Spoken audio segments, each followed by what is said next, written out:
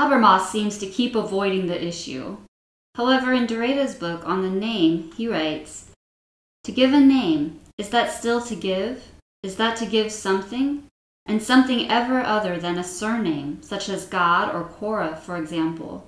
One can have doubts about it from the moment when the name not only is nothing, in any case is not the thing that it names, not the nameable or the renowned, but also risks to bind, to enslave, or to engage the other, to link the called, to call him or her, no respond, even before any decision or deliberation, even before any freedom. An assigned passion, a prescribed alliance as much as a promise. And still, if the name never belongs originarily and rigorously to he who receives it, it also no longer belongs for the very first moment he who gives it." Could you elaborate on that? Habermas continues his argument within the linguistic view of how language in the common way to work. He gets everybody's attention that the general reader can understand what the language is. People basically have no idea what Derrida wants to do because he does not introduce any Derrida's argument. If he begins to unpack what Derrida means by phonocentrism and logocentrism, that will help us. But he doesn't go there. Habermas claims that Derrida makes an attempt to distract certain functions or features of language. Basically, he's not telling us what does Derrida want to do with the language. Convince us that Derrida is talking the same thing as we do, except he's wrong.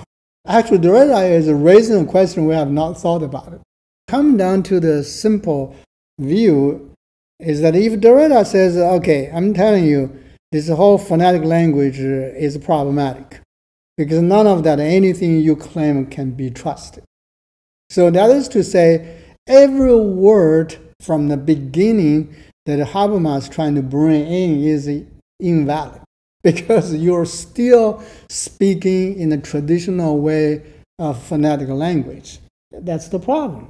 That's where I want to question you because your speech ties into the representation. And there is a problem because representation could be false because the speech does not quite have the ability to deliver that authentic representation.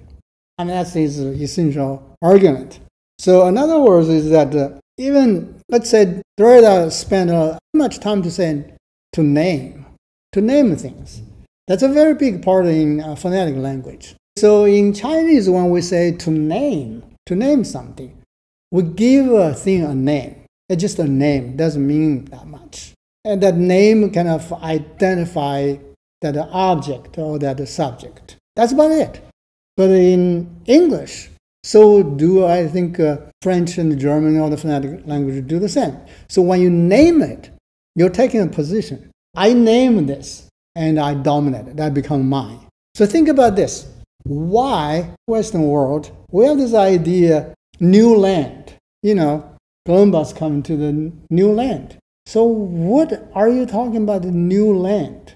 So you go to a place that you call that's a virgin land or a new land. So why we say that? On the surface, we say, because we don't know that. But you don't know that doesn't mean it's a new land. That's a new land to you, but it's not a new land to the world.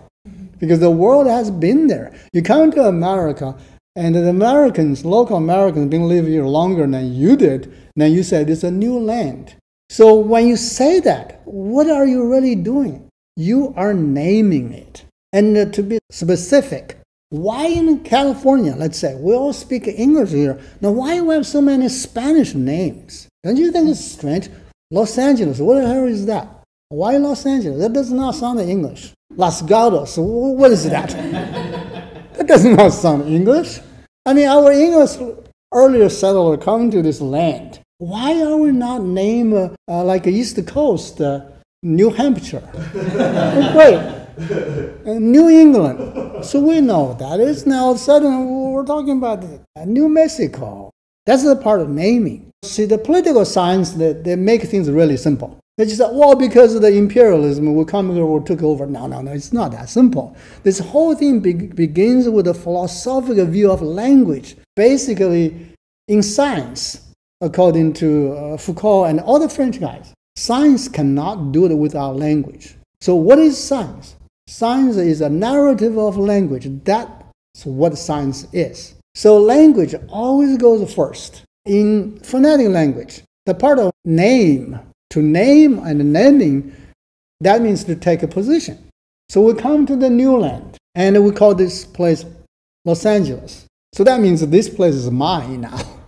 That's what it really means. But this is mine. It's not necessary you kill all those people, and then you put your fence up, and you say, this is mine. That's not how really human mind works. That's just the surface. The human mind really works deeply with this deep reasoning, which is language. I have to name this place first. That's my legitimacy. Then I can fight, because it is Los Angeles is mine. Now, if you come into Los Angeles, you're invading my territory. You see, that's how that works. It's not that I use a military power to occupy this place. I take it, then you come in, I will defend myself. That's not how that works. It's that I name this place. Mentally, I occupy the place first. Then I use army to protect my territory.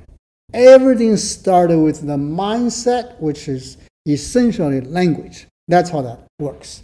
And Derrida's entire work is to deconstruct this concept with language. It just happened that this whole concept about naming only belonged to phonetic language, not so much in Chinese or other things. I don't know other non-phonetic language. This is the problem that Derrida is trying to resolve.